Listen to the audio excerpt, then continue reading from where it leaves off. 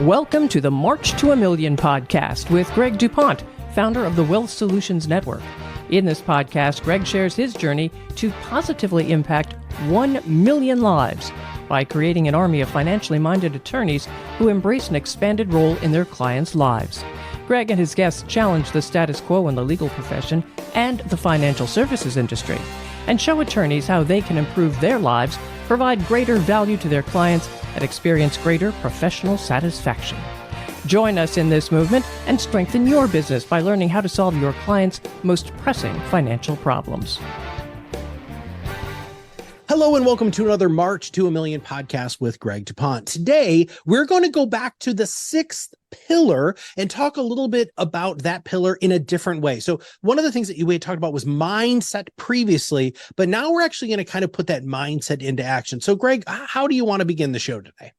So, when we talked to Ben Glass in the earlier episode about the sixth pillar, that conversation was focused on taking ownership of this role and expanding your view of what you are as an attorney and being empowered to do that. And what we're going to talk about today is the other, I guess I can't say other pillar of a pillar. That's a little bit redundant or whatever or what have you. But the cornerstone of a pillar, can you say that? I don't know. Yeah. But the other fundamental of this pillar, the first one being accepting the mindset that, yep, I can adopt this role and I can be this person for my client. And that's what Ben talked about so eloquently in our other conversation. And today I am going to talk to another very eloquent person about how this is not really sales. This is influence in a good way. Getting people to take the actions that they need. And when I thought about this, I'm like, gee, do I know anybody that has anything to do with the subject of influence? And hey, Matt, why don't you tell people that are listening exactly what you do outside of your conversations with me in our March to a Million? Yeah, so we run the largest influence acceleration company for financial advisors in North America. I mean, this is helping experts build their influence and becoming more influential within their ideal target market is literally what I mean, that's what I do for you, brother. I mean, that's why we have a relationship. And we do that in financial services specifically. So what I wanted to share, I'm going to draw upon your experiences. I mean, how many people have you done essentially one-to-one coaching on in the financial world over your career? It's got to be thousands, right? Well, it's about 1,000, right? So whether that's direct interviews, whether that's direct coaching, whether that's what we do here. But yeah, I have a few advisors in advisor offices under my belt. Yeah. So when I started this journey, as we talked about before chronicling it, I started inside the belly of the beast and came back out. Yeah. And I started drinking some of the sales Kool-Aid that came from the belly of the beast. And I had to get out before I became too polluted.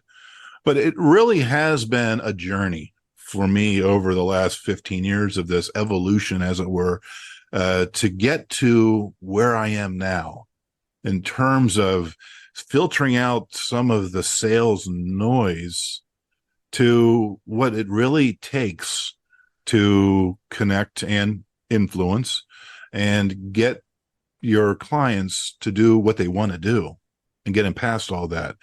And so what I'd really would like to maybe have you pull out maybe is what you've observed, because as we said offside, that I think what we're doing here in our approach with the sixth pillar, the way that we approach the client is doing what the top 1% of the financial advisory world in terms of their production and such do with their clients, not the other 99% that are worried about, closing strategies and all of that happy horse shit that's out there in the sales training world.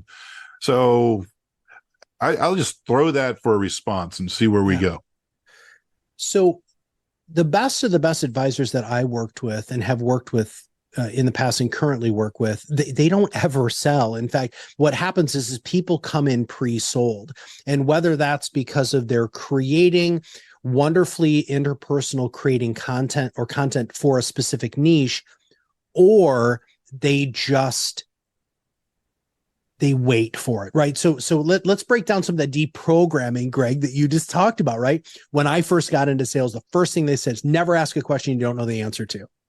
And you know what? Every day, I always try to ask questions I don't know the answer to, because that's when magic happens. And in fact, that top 1% spends 85, and actually there was an Orion study about this. And now that I'm saying that, I'm probably gonna have to provide that for you. So I'll have to find it. That the top 1% of advisors spend 85% of their time in client meetings listening, and the other 99 spent the absolute, they spend 15% of their time listening and 85% of the time talking. In your system is perfectly set up because listening is the majority of what you need to do. Because here's the deal, Greg, they end up selling themselves. That's it. If you know the right questions to ask, if you know the real value and you've changed that mindset, people are ready to buy from you. That's the difference between sales and influence. Sales is I got to hard close you. I got to make you say yes and sign on the dotted line and give me a check or whatever. Influence is people buy from you. And that in my world is just way, way more comfortable. Now I'm going to flip this back on you though, because I'm not saying that I still don't use some sales techniques. Let me rephrase that. I use influence techniques. And so there's a wonderful book by a guy named Dr. Robert Cialdini. It's called The 7 Principles of Influence, right? And that is the greatest sales book I've ever read because it is the antithesis of sales. And when you started deprogramming yourself from the world of sales, how long did it take for you to get the confidence to move into what the 6th pillar really is, which is this idea of being more influential? It took me a lot of loss. A lot of trial and error. And then when I finally looked back at my journey and I saw what were the clients that we were able to move forward as opposed to the ones that we were not able to move forward. And I started thinking about those conversations. And then that context, I started getting some other insight from other coaches about, what are we really trying to do when we are influenced? And we're trying to get people to move from where their current state is to their desired state. That's it.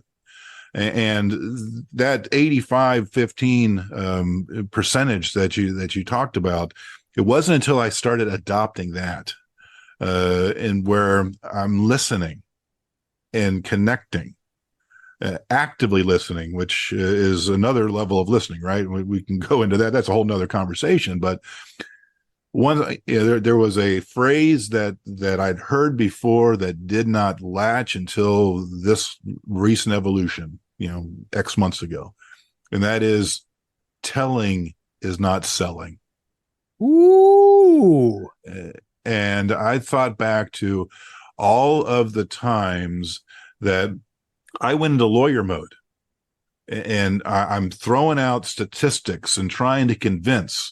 And then the second quote that I latched onto came from my Dan Sullivan world, which was a attractive offer, a compelling offer beats a convincing argument every time.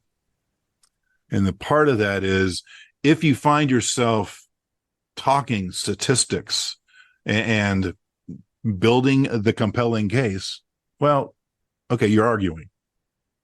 And so, as the 6th pillar, we've got to, number one, we got to kind of strip away some of our lawyerly tendencies, which is to make convincing arguments, but not go into the sales world where we're trying to figure out strategies for closing, going in and doing Sandler sales type of tactics. I remember a client a couple of years ago that I was trying some Sandler stuff on. And for those of you that don't know Sandler, it is a They're out there B2B sales, paying money and all that stuff. And I was trying to do that. And so I was in my initial conference with the prospect, and I got through my Sandlerism, and he's like, "Oh, nice upfront contract, Greg." People know these sales tactics out there. Yeah, they sure do. So to that 85-15, I'll flip this back to you there. What we're trying to do is get them to know us, get us to know them and their story, because they don't want to hear you talk. They want to hear themselves talk. And I'm sure you can address that in terms of influence, how people love to hear themselves talk. And that's the number one thing to build a relationship off of. It's amazing that the greatest ways for you to build trust quickly is by saying as little as possible. And there's some wonderful, and my background is actually as a therapist, and that was a huge technique that therapists use is having people discover what their issues are, because if they become aware of it, if they have that realization, the probability of them, it's just like in sales. If you make the realization on your own that I am the right person for you, then the probability of you following through is much, much higher. But the other, one of the other things that now, I'm sorry, I'm going to push back this to you here in just a minute. But one of the reasons why I believe that experts can accelerate their influence much, much faster than other people who don't sell their expertise for a living, which you're in the expertise economy. This is your whole system, right? And so is because those arguments that you're talking about, you need to put those in a easy to consume, portable way for people to accept those when they want to. So that is the huge difference between sales and influence. Is sales is you're in front of me right now. I'm going to cram this down your throat. You're not going to leave until you sign on the dotted line. I mean, I sold cars at one point in my life. It was a horrible job. And I remember people talking about taking the car keys and throwing them up on a roof and saying, well, it's our car now. I mean, that's the sort of, now that's a little more aggressive than Sandler's sales training. But, if you really look at that, so influence and what you have built here is also a content strategy that people opt into. So your clients, your B2B to C, so you're the B2B, your business clients, your other business owners are going to be able to utilize your content in order to make it so that they can communicate that to their clients. Those clients opt in, Greg. That's half the journey of the sales anyway, dude. And so, they start, reading some of the arguments that you guys are talking about. But since they asked for it, that is a huge difference between, and that's that tell, don't sell, right? And so I'm going to tell you the information because you bought into it and you buy into my communication, my influence, my content. And then all of a sudden when they show up, they're freaking pre-sold, dude. And that changes absolutely everything. First off, you don't feel yucky at the end of the day. I know it's a real technical term, but dude, I remember when I've sold for a long time. And I remember getting done selling things at some points and walking upstairs and my wife's like, yeah, so you got another client. It's probably not the right one. It's like, yeah, look, I got to put food on the table, right? I mean, as an entrepreneur, you know that, I know that, because I didn't have this influence mindset previously. So what do you think about that? So a couple of places I'd like to jump off on that, because first, nobody went to law school to be an insurance salesman. Right. But there's also, it's well known that, everybody's selling. You're always selling something. As a matter of fact, one of my favorite books, which I make available to the members of WSN, people buy you. This is what it's all about. You're trying, part of your influence that you mentioned is people, when they come to you, they know that you know your stuff. When you are telling, you are trying to convince yourself that you know your stuff and you're getting in your own head. What you really need to be doing is assuming, a good friend of mine through the Sullivan world smacked me upside the head one day and said, Greg, step into your authority. Ooh. And I'm like, I wish I would have had somebody smack me upside the head a year ago on that. Yeah. And that's what we're teaching people WSN. And again, that gets back to our conversation with Ben Glass. When you're in that room with that person, you may not have done 100 different Roth conversion approaches in your past. Well, your team has got your back. Mm-hmm. You just need to know that you know more than they know, and that you are looking for what they want and helping them make this journey, the journey of change, which is very difficult for people. You had just said something there. First off, stepping into your authority. The people that are going to be joining WSN have more education than 80% of the population, right? And so it's interesting because I have twin 20-year-old boys, and we talk a lot about imposter syndrome. And they'll look at me and they're like, well, Dad, you don't have imposter syndrome. I'm like, what are you kidding me? I struggle with this a lot. So how do I overcome that? Number one is, in part of being, so one of the greatest ways to build trust quickly is going from a position of weakness to a position of strength. And this is in Cialdini's book. And so saying, I don't know, I changed the entire perspective of that person who's sitting across from me. I don't know the answer to that. And you don't say anything else after that. I don't know the answer to that. And you let it sit. Because then the person's going to be like, oh, you don't know? You know what? And in fact, in most sales processes that I have been in, I always use that, even if I necessarily know the answer, because I want to just change the power dynamic, because again, I want people to buy from me, Greg. I don't want to sell to people, right? So here's the deal. But you said, I love how you said this, so I'm glad that this is being recorded. I might not know the answer, but I've got a whole team that this is what they specialize in, right? I know enough to see that you have this issue, but I'm not necessarily a person who needs to solve the issue for you, because I have people who are experts in this who, by the way, that answer is one phone call away. Do you want me to make the phone call now? Of course, they're going to say, no, Greg, you know that.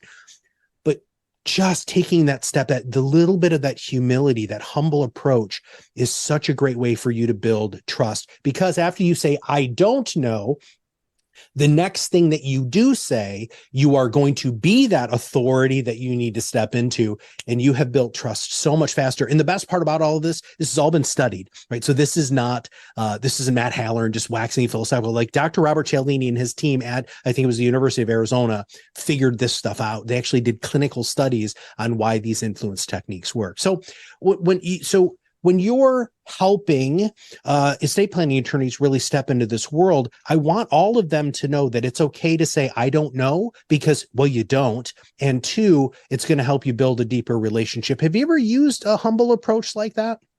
Absolutely. Yeah. And I'll add to what you said a little bit, that it's, I don't know, but I have a process that leads to that answer.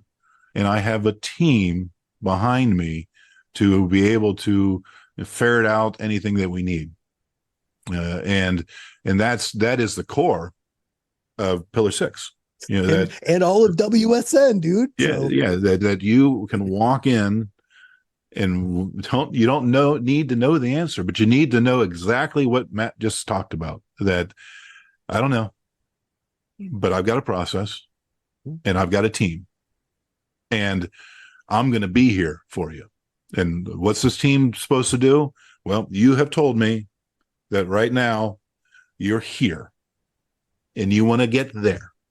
Mm-hmm. The process will get you from here to there, and I'm here as your guide.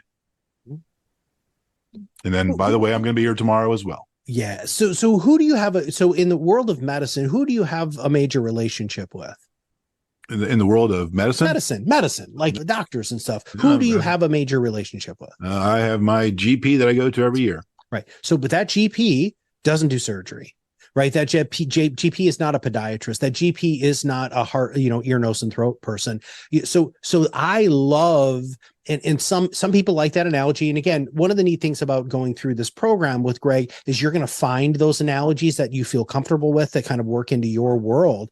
But being able to say, look, I'm going to be the GP here. Like I'm your general doctor. I know you need this, right? But I'm not that, because this is but I have that the phone call away, right? I can call the podiatrist and say, hey, you know what? This person's got plantar fasciitis and you need to go, work over there.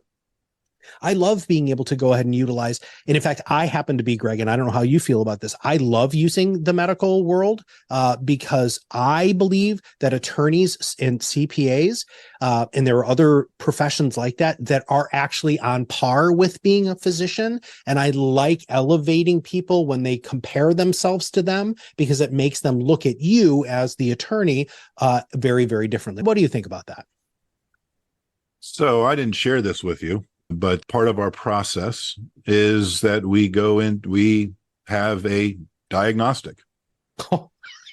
That's we have the first meeting and we say, tell you what, our next step is to deliver to you a diagnostic in the form of a one-page plan that addresses, just like you said, we go through our processes to determine whether or not you've got high blood pressure, blah, blah, blah, blah, blah, blah. And this is what we think as we go through the diagnostic, what may be problems that we're seeing.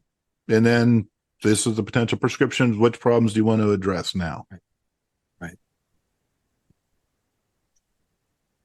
People don't usually argue with the diagnostic or the prescriptive aspects of doctors. Why do they think it's okay to do that in the world of being a financial advisor or providing this financial guidance? That's a heck of a question, Matt. I wish I knew the answer to it. I think it is probably one of the root causes is the prevalence of information. So you've got a financial condition and you can Google it all up. And there's not the apparent risk of death that if you try to self-diagnose, you got a mole on your head, is it cancer? But I think that's part of it. And especially when you think about the information that people come across when they start Googling things. So when you got medical, absent the drug companies and some maybe casting aspersion on the medical complex, you don't really have people that are as vociferous about this is a right solution and that solution's absolutely wrong. You can identify the fringe, but with the financial, you'll get two non-fringe opinions that are diametrically different on the same solution for a problem that you're facing as a consumer. And that's where they need to have somebody that they can trust. And they get that trust by either, trust clues by being referred to you because your other professional knows you and it speeds that, or things like we do through Proud Mouth and getting our influence out there, or by showing them in your conversation humility and knowing that you've gained insight. I came back from one of my recent trips to educate myself with another kind of a pithy statement. I've thrown a lot of pith out here today. That's all right. And that is, everybody has an opinion. People don't want opinion. People want insight learned by experience. And that is such a fulcrum to work off of.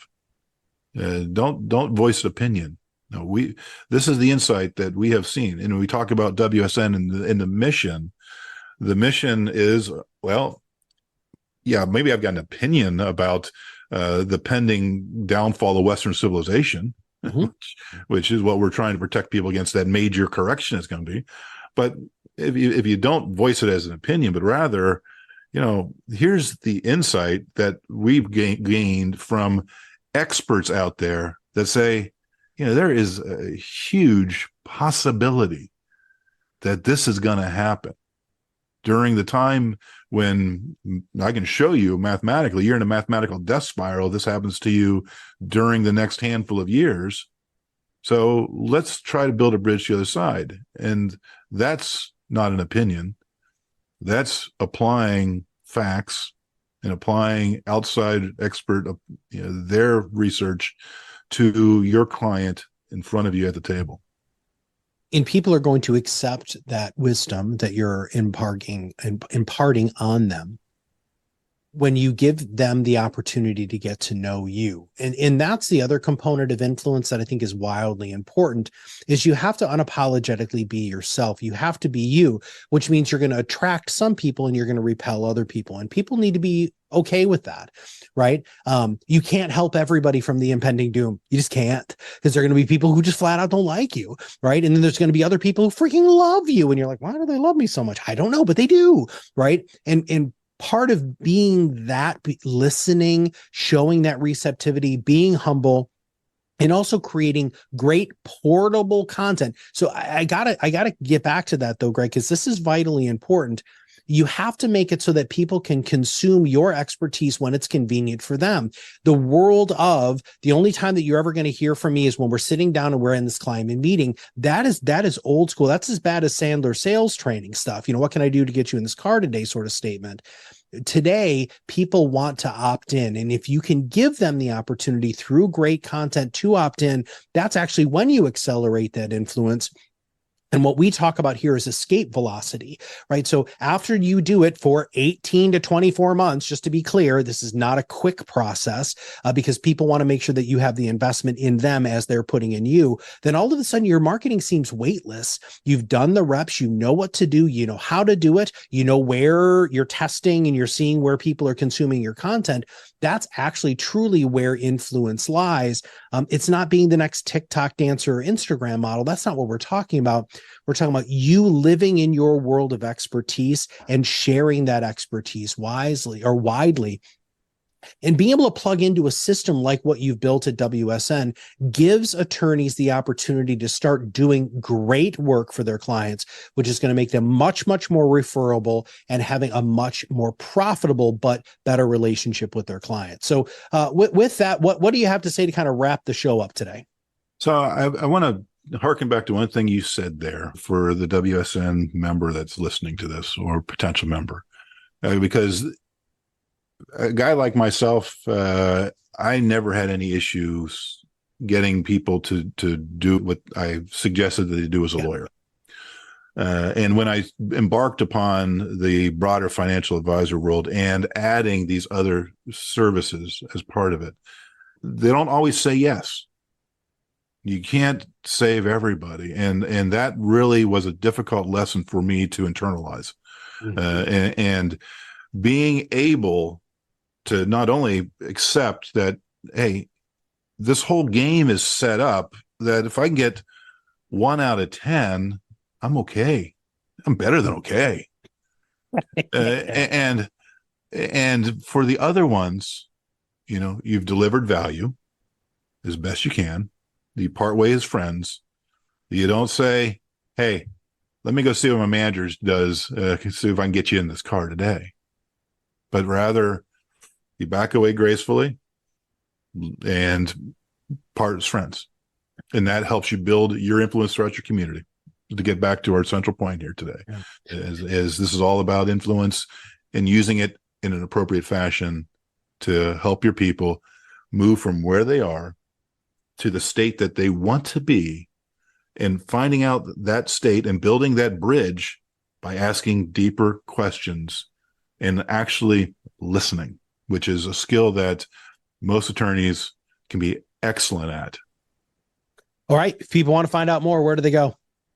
www.joinwsn.com. Fantastic.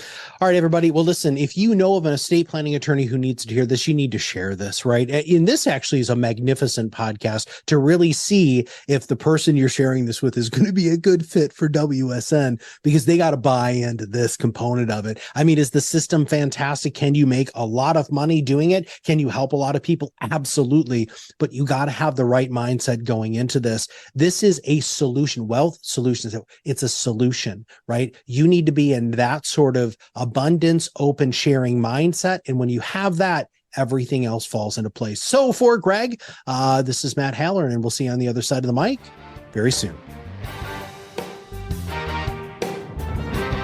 Thank you for listening to the March to a Million podcast. Click the follow button to be notified when new episodes become available, and get in touch with our team by visiting our website at www.wealthsolutionsgroup.biz, or give us a call at 614-432-8065. The information covered and posted represents the views and opinions of the guest and does not necessarily represent the views or opinions of Wealth Solutions Network. The content has been made available for informational and educational purposes only. The content is not intended to be a substitute for professional investing advice. Always seek the advice from qualified financial service providers with any questions you may have.